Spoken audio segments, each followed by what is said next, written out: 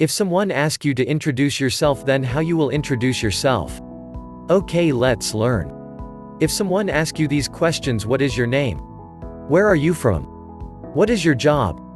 What are your hobbies? What is your favorite food? Do you have any pets?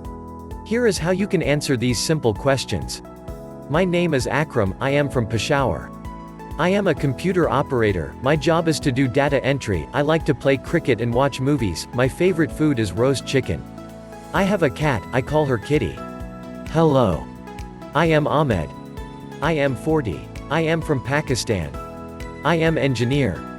I am married, my wife is Neelam. She is beautiful. We live in a small house. We have 2 children. We have Australians parrots, I work every day. I like to make videos from my mobile. I love to eat Zinger burger. I do not like vegetables. Hi, my name is Akmal. I am 20 years old. I am from Karachi. I live in Islamabad. Islamabad is the capital city of Pakistan. I am single. I am a fashion designer. I design clothes. I make the trendy designs. My designs on clothes are of export quality. I am fit. I run. I run with my friend Anwar in park. I do not eat meat or fish.